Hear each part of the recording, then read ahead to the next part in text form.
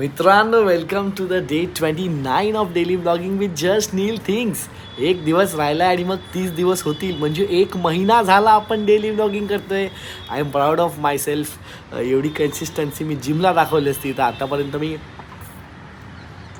असा तरी असतो. ऑल्सो पाऊस थांबला आहे, चांगली गोष्ट आहे. दनादन पडलेला, जरा थंड घेतला आहे पावसाने, नाही तर मुंबईची लगेच वाट लागते. तुम्हाला पण माहिती, सुट्ट्या बिट्ट्या ट्रेन बिन सगळं दन दन दन खराब व्हायला चालू होतं, फटाफट पाणी तुंबायला चालू होतं. सो आज काय करतोय आपण, मला पण नाही माहिती काय करतोय आज. रोज उठल्यावरती हेच टेन्शन असतं की आज करायचं काय, आज काय ब्लॉग करायचा. आणि डेली ब्लॉगिंगचा हा एक खूप मोठा डिसॲडव्हान्टेज आहे. कोणतरी असं लिहून दिलं की 30 दिवस हे करतं बेस्ट होईल, पण ठीक आहे, आज पण मला माहिती नाही आज काय करायचं आहे. ते सगळ्यात नंतर विचार करू. आधी आपण एक कॉफी बनवून घेऊ आणि दिवसाची सुरुवात करू. काय बोलतं.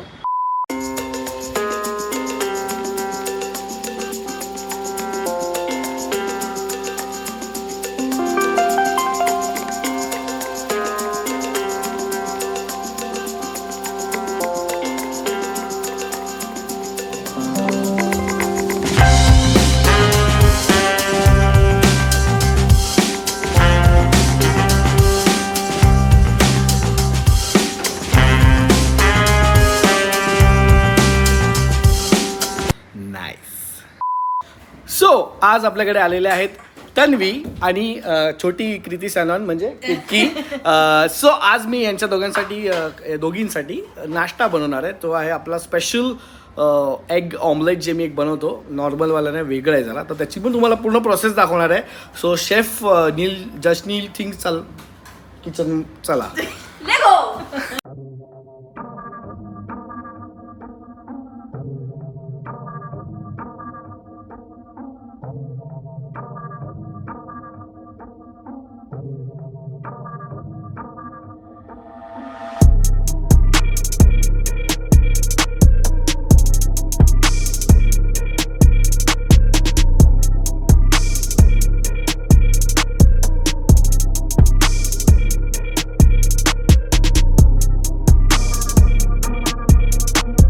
Guys, welcome to the just Neel thing chef kitchen. काय बघते काय जा तिकडे, action. Guys, welcome to the just Neel things का किचन. आणि आज तुम्हाला मी स्पेशल माझी रेसिपी आहे अंड्याची. ऍक्च्युली मी आउट करतोय, ती मी एवढी वर्ष बनवतो, कोणाला सांगितलं नव्हतं, फक्त फोटो टाकायचो इंस्टावर. आज रेसिपी आउट करतोय, पण एवढी सोपी रेसिपी नाही आहे. याच्यामध्ये तुम्हाला प्रॉपर हे लागतं, काय बोलतात त्याला, एक असं तुम्हाला माहिती होतं. Just content.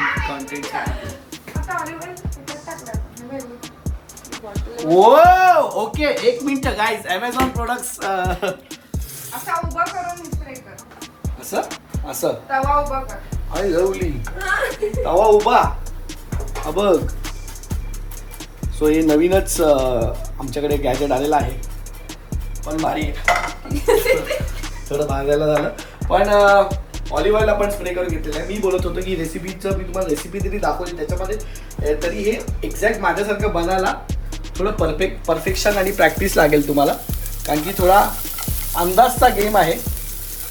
तो आपण बनवणार आहोत 2 ऑमलेट, कारण की एक केतकी तनुसाठी आणि एक माझ्या आणि श्रियासाठी.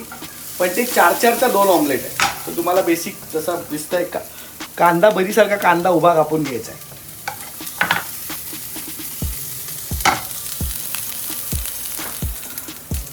स्प्रे वगैरे ठीक आहे, पण आपल्याला जरा लागेल तेल. स्प्रे करत बसलं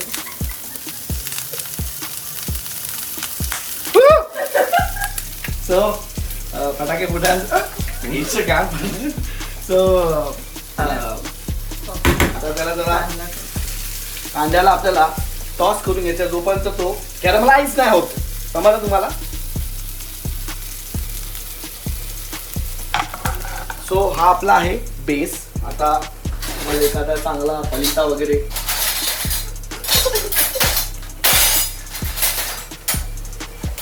शक्यतो तुम्ही पातळ चपटाच बघा, तर नंतर उचलताना बरं पडतं.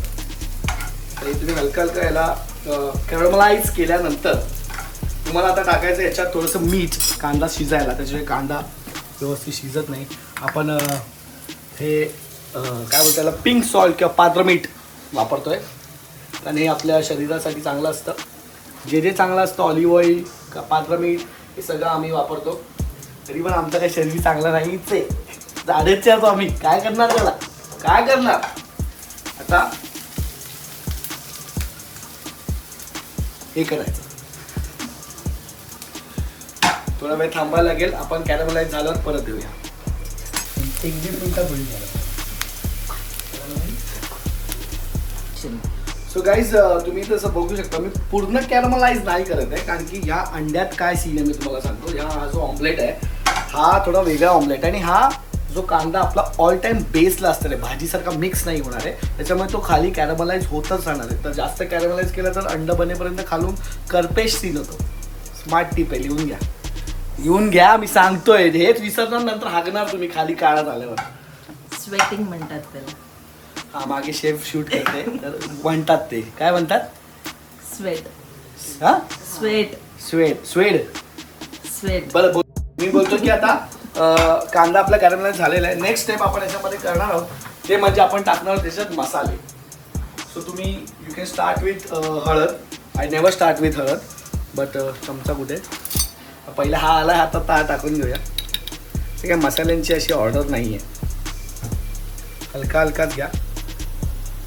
थोडा झाला. जिरं सोडायचं आहे थोडं याच्यामध्ये आपल्याला. हळद आणि मग आपण याच्यामध्ये टाकणार आहोत. हळद झालं, हे झालं. आता तुम्ही जसं बघू शकता की सगळं ड्राय झालेलं आहे. ऑइल ऑलमोस्ट गायब झालेलं आहे आणि मसाले धुनायला आपल्याला लागणार आहे ऑइल. त्याच्यामुळे कुठलीच गोष्ट ड्रायमध्ये करू नये, वेट इजमध्येच मस्त होतात. त्याच्यामुळे आपण आता हा जो स्प्रे आहे त्याचा वापर करूया. त्याला हलका आपण वेट करून घेऊया ऑइलनी आणि मग आपल्याला करायचं आहे मिक्सिंग. ठीक आहे, तर तुम्हाला कांदा हलका हाताने करायचंय. हलक्या जड हाताने काहीच नाही करायचं मित्रांनो. हलक्या हाताने कांद्याला सगळा मसाला पसरवून घ्यायचा आहे. एक 20 सेकंद तुम्हाला त्याच्यावरती सोडायचं आहे. तुम्हाला वाटत असेल की ऑमलेटच बनवतो ना, वेंचे ओढे नखरे का करतोय, हे काय चुद्यागिरी. ऑमलेट नाव आहे त्याचं, पण बनल्यावर समजेल. आता बघा हा कांदा सेट झाला की आपल्याला टोमॅटो घ्यायचा आहे. टोमॅटो घेतला आपण अर्धा आणि असा हलक्या हाताने तोडला. आता तुम्हाला टोमॅटो झाल्यानंतर टाकल्यानंतर टोमॅटोमध्ये आणि मसाले आणि कांदा हा मिक्स करायचा. पण टॅमॅटोला फोडायचं नाही आहे, लक्षात ठेवा. टॅमॅटो जर फुटला त्याला स्मॅश झाला तर ती मजा नाही. वॉटर सगळं बाहेर येईल. त्याचे वॉटर रिटेन करत आपल्याला ते ठेवायचं, कारण त्याला त्याचं वॉटर आपल्या तोंडात फुटलं पाहिजे जेव्हा आपण ऑमलेट चावतो तेव्हा. हे लक्षात ठेवा, खूप इम्पॉर्टंट. लिहून घ्या.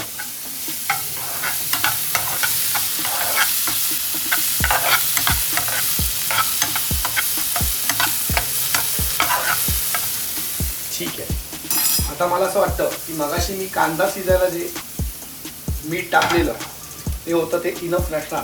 आणखी ऑमलेट अंड आलं की असंही थोडंसं कमीच लागतं. लक्षात ठेवा मी पात्र मीठ वापरतोय, म्हणजे कुठलं पिंक सॉल्ट नॅचरलीच कडू असतं. कडू ना काय बघ मीठ काय असतं, सॉल्टी. मीठ सॉल्टी असतं. वा, ही शेफ आहे. तर मीठ खारट असतं, जास्त खारट असतं हे वालं. त्याच्यामुळे त्याला मिनिमम मध्ये वापरायचं. आता आपला बेस रेडी झालेला आहे गाईज. परत सगळं सुकलेलं आहे आणि मला ड्राय गोष्टी आवडत आहेत, तुम्हाला माहिती आहे. सो आपण आता करणार आहोत वेट. ते एडिटमध्ये झूम केला असता मी, पण ठीक आहे. परत वेट करत राहायचं आहे मित्रांनो. खरं चांगलं जेवण आणि चांगली हेल्थ वेट फूडनीच होते. सो आता आपला बेस झालेला आहे रेडी. आता आपण याच्यात सोडणार आहोत 4 अंडी. बाजूला 1 मिनिट.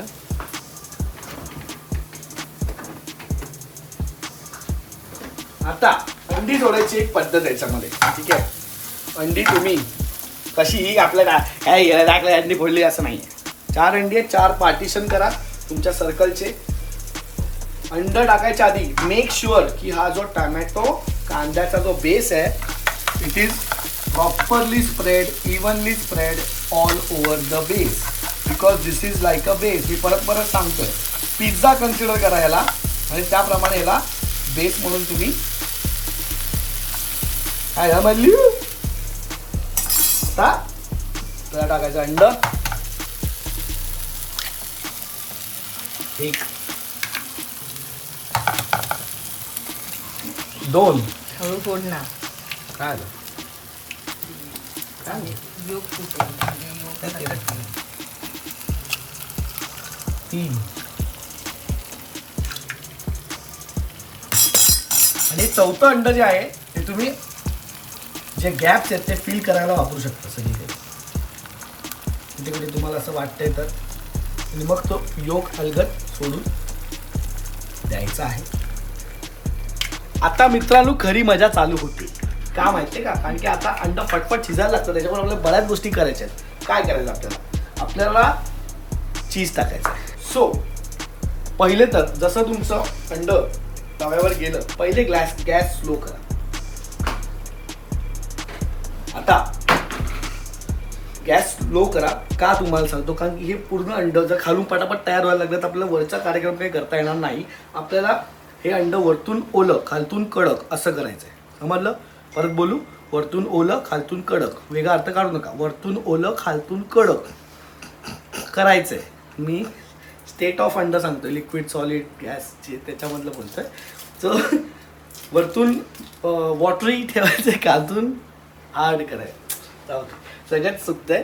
सो गॅस लो केल्याने काय होतं, आपल्या हातात येतो टाईम.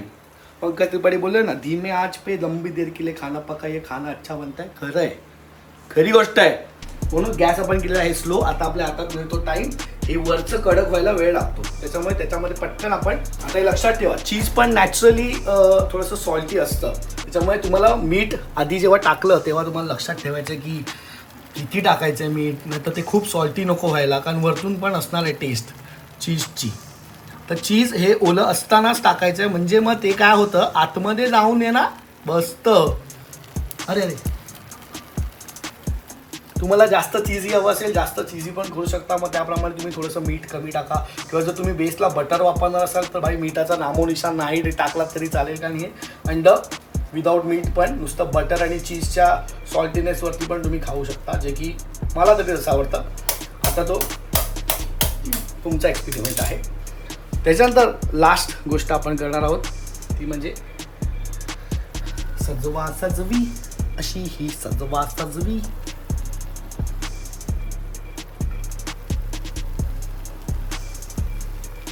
ओके. सो आता आपला अंड रेडी नाही झालं आहे. हे झालं आपलं सगळं. मेन काम आहे ह्याला परफेक्ट टाईमला गॅस बंद करून प्लेटवरती काढणे आणि लगेच खाणं. सो आता आपण याला थोडं माझ्या मते 1-1.5 मिनिटानंतर काढू, म्हणजे मग असं वरचा लेअर ओला खालचा लेअर हार्ड.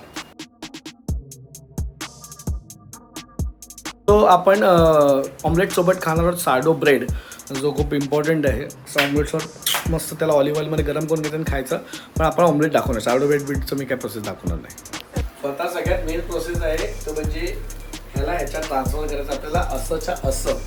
तो थोडंसं कठीण काम आहे ते, पण तेच मेजर माझ्या त्याच्यातच आहे की ते जर तुमचं ऑमलेट जर परफेक्ट झालं असेल ना तर निघणार भाईलो.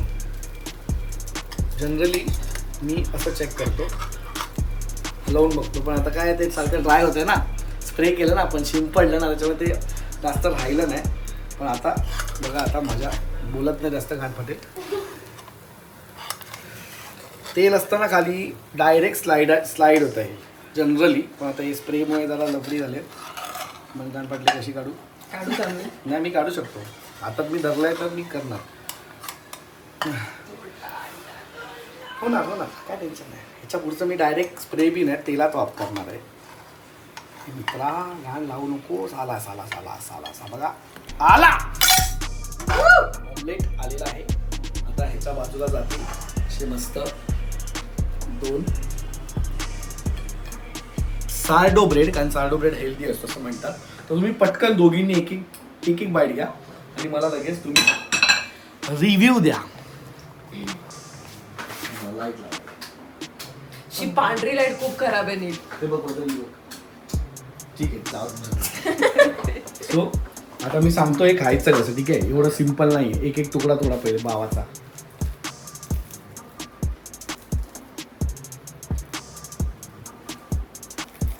हा, आता हे इकडे जे योक आहे, योक त्याला फोडायला थांब ना. सॉरी चुकलो, खूप दिवसाने खातो म्हणून. एवढा पार्ट पहिले पावानी साईडला काढ, म्हणजे तोड बेसिकली. हा. बस थांब दोघींनी पण थांबा. तोडलं. आता हा जो ओला पार्ट आहे त्याच्यामध्ये डिप करा.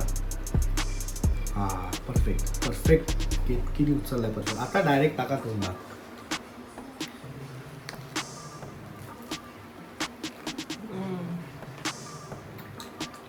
House the taste? Very nice. ओले. काय ना, खालून क्रिस्पी वरती ओलं. मी बोलतोय ना, मला खाली कडक वरती ओलं वाला जो सीन हा सगळीकडे बाप आपला होतो. ठीक आहे, दोन्ही खा. मी माझ्या आणि श्रेयासाठी बनवतो, कारण शेवटी मला श्रेयासाठी बनवायलाच लागलं. काय झालं तरी श्रेयासाठी श्रेयाला बनव. दोन्ही अँड ॲक्शन. सो आपल्याकडे आलेले आहेत तन्वी आणि छोटी कृती सानोन.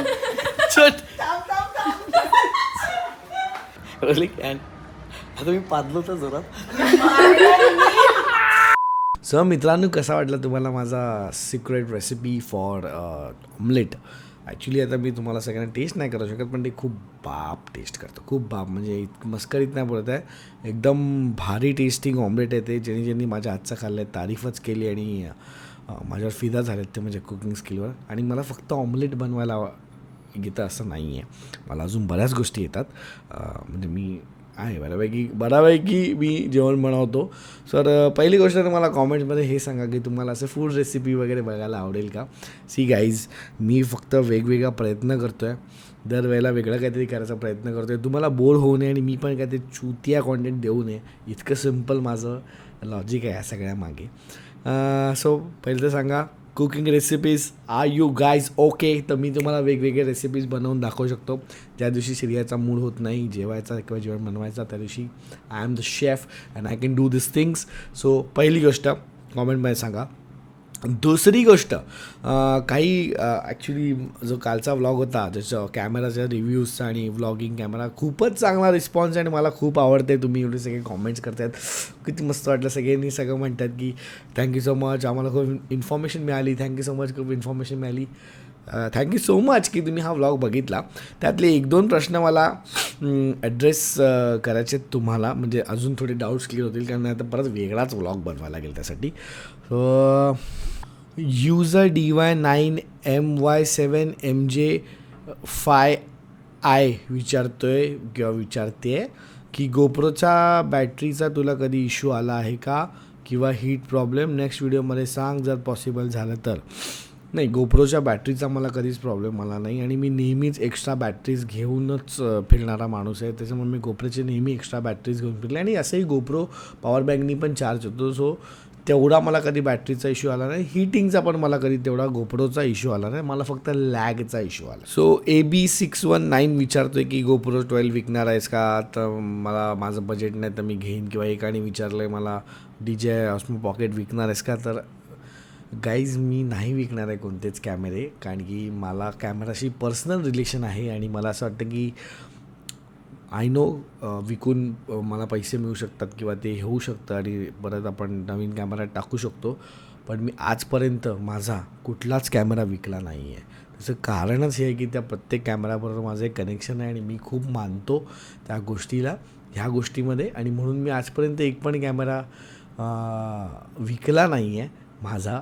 मी नवीनच घेतला आहे. आणि नंतर ना मला ॲक्च्युली मेन गोष्ट ह्याच्या मागची की म्हातारपणी बसून असं मला डिस्प्ले लावायचा आहे माझ्या कॅमेरांचा आणि सांगायचं आहे भाई हा बघ हा वापरला सगळे चालू कॅमेरे आहेत आणि फंक्शनिंग कॅमेरे आहेत. सो असं सगळं आहे आणि असं सगळं मला करायचं आहे. त्याच्यामुळे आय एम सो सॉरी, मी कोणालाच कुठला कॅमेरा विकत नाही आहे, पण मी काही ना काही करून तो वापरत असतो. शिवम धने बोलतो की कभी S24 अल्ट्रा ट्राय किए हो? भाई माहिती आहे मला S24 अल्ट्रा. फोटो एक वेळ चांगले येतील, व्हिडिओसाठी नाही रे मित्रा.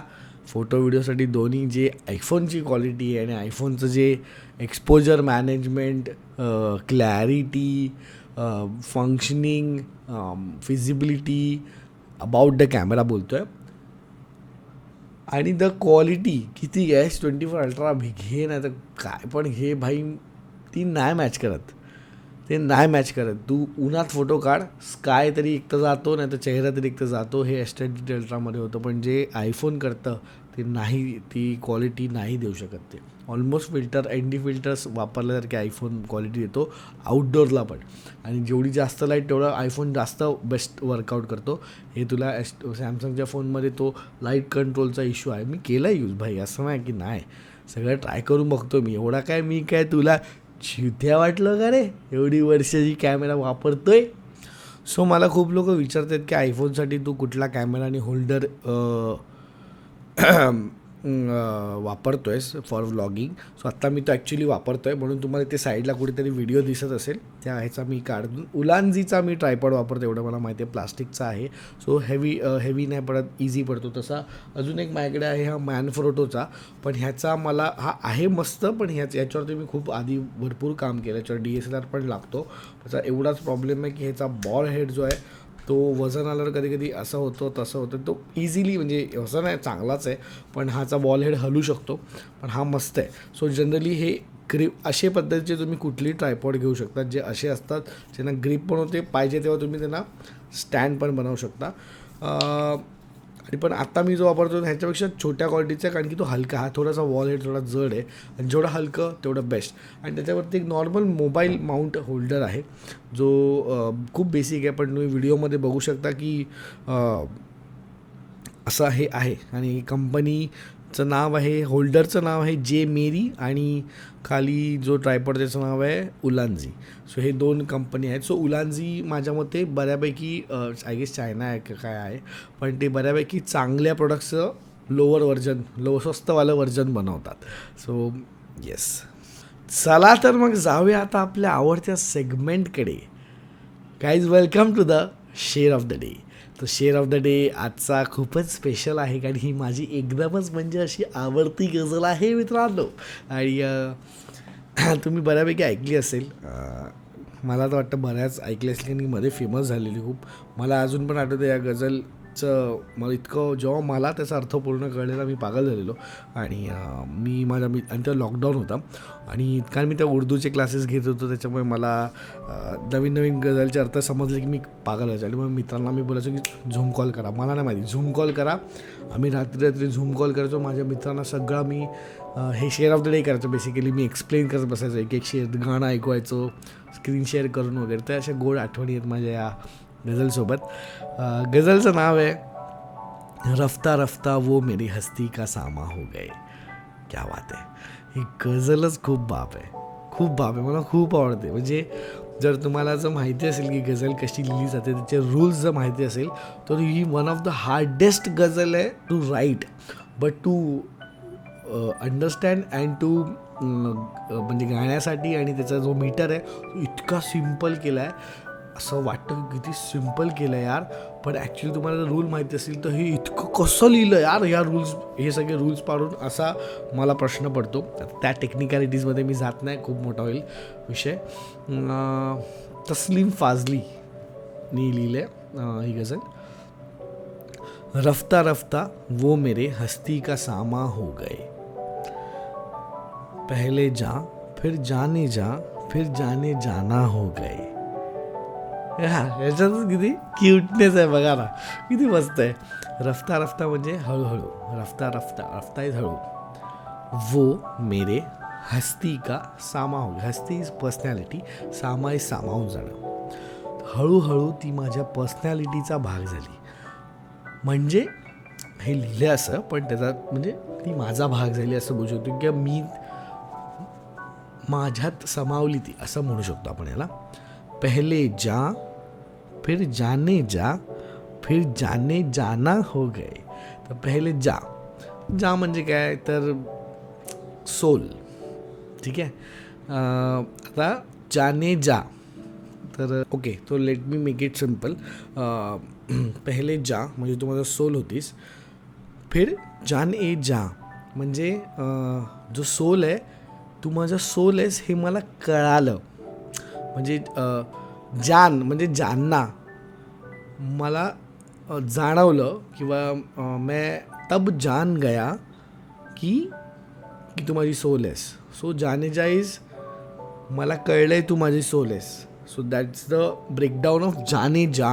ॲक्च्युली आपण जसं बोलतो की जाने जा जाने मन, ठीक आहे, तसं ते जान ए जा मतलब जा इज सोल, जान म्हणजे बेसिकली ते जा इज जस्ट जा इज सोल, ए इज आहे आणि जान म्हणजे जानना नोईंग. तसं तू मेरी सोल है असं ते समजलं. खूपच डीप चाललं मी, थोडंसं कॉम्प्लिकेट होतं आहे. सिम्पल आहे, डिग्रीजमध्ये पहिले जान फिर जाने जान म्हणजे मला नंतर समजलं की तू माझी जान आहेस.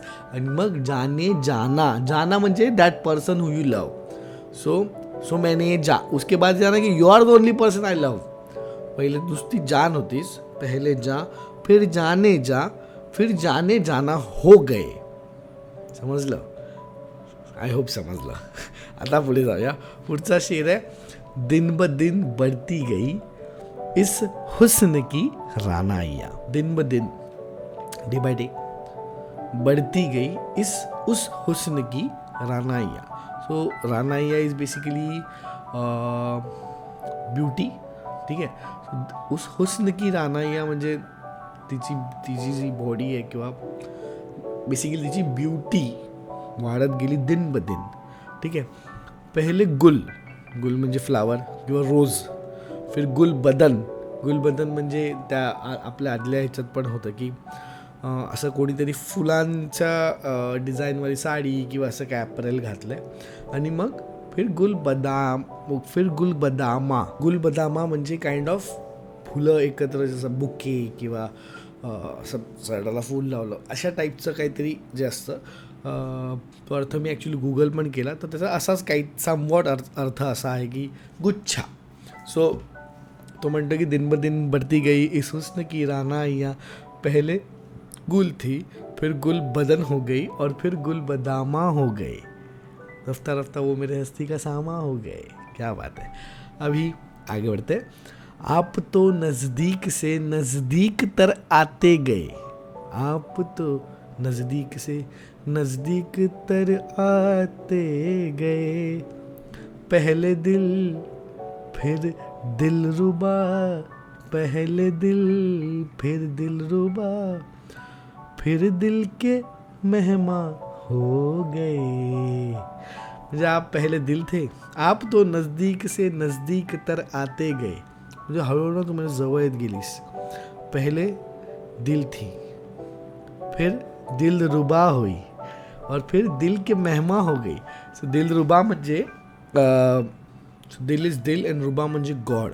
सो पहिले तू दिल होतीस, मग दिल रुबा झालीस म्हणजे माझ्या हृदयातला देव झालीस. आणि मग दिल के मेहमा हो गए म्हणजे एकदा देव झालीस आणि मग मेहमा म्हणजे मेहमान काय करतो, येऊन राहतो तुमच्याकडे. तसं माझ्या दिल जर माझं घर आहे तर त्याची पाहुणी म्हणून तिथे झालीस. मेहमान इट्स नॉट पाहुणी बट आपण वेलकम करतो ना की या स्वागत करतो, तसं तू माझ्या इथे राहायला आलीस हृदयात. पहले दिल फिर दिल रुबा इज गॉड, मैं दिल की भगवान हो तुम, और फिर वो भगवान को मैंने मेहमान बना के अपने यहाँ पे बिठा के रखा है. आप तो नज़दीक से नज़दीक तर आते गए, पहले दिल फिर दिल रुबा, फिर दिल के मेहमा हो गए, रफ्ता रफ्ता वो मेरे हस्ती का सामा हो गए. खूपच सुंदर शेर आहे हा, शेवटचा शेर आहे, खूप सुंदर शेर आहे.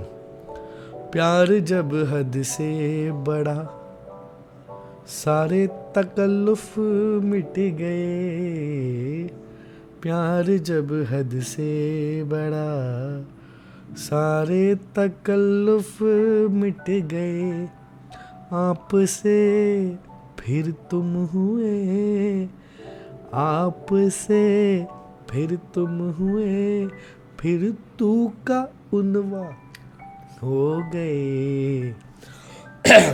सो प्यार जब हद से बडा, सारे तकल्लुफ मिट गए. तकल्लुफ म्हणजे फॉर्मॅलिटीज, म्हणजे आपल्यामध्ये असं काही राहिलं नाही, आपण एकदम ओळखीचे झालो. प्यार प्यार जो था वो जब हद से बड़ा, सारे तकल्लुफ फॉर्मॅलिटीज आपल्यामधल्या गोष्टी मिट गए. पहले आप थे, आपसे फिर तुम हुए. म्हणजे त्यांनी ते दाखवलं आहे की पहिले आम्ही आप बोलायचं, माझं तुम बोलायला लागलो. आपसे फिर तुम हुए, फिर तू, तुमचं तू झालं आहे बघा, त्यांनी मस्त स्विच केलं आहे. आपसे फिर तुम हुए, फिर तू का उन्वा.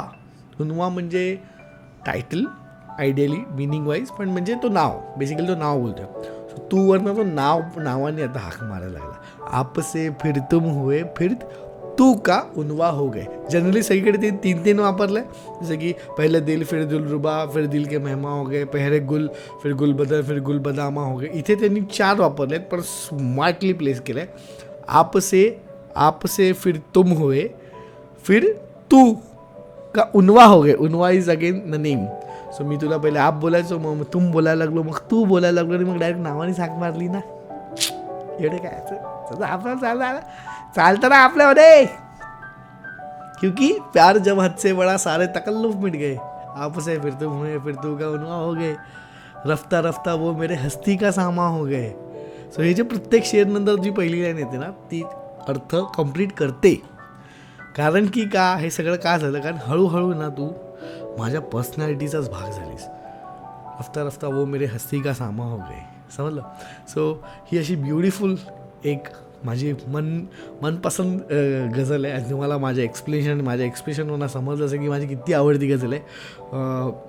मेहदी हसनची गझल आहे, आणि खूप गोड चाल आहे. तुम्ही ऐकलीच पाहिजे. डिस्क्रिप्शनमध्ये लिंक आहे, प्लीज बघा. आणि तुम्हाला कसा वाटला आजचा व्लॉग, आणि कसे वाटतात माझे ओव्हरऑल व्लॉग, प्लीज कॉमेंटमध्ये सांगा. आणि काय बोलू यार, सपोर्ट करा, असंच सपोर्ट कीजिए भाई, सपोर्ट कीजिए. आणि सबस्क्राईब राईट नाव गेले काय आहेत ना. पुढच्या व्लॉगमध्ये भेटूया. सबस्क्राईब करा प्लीज.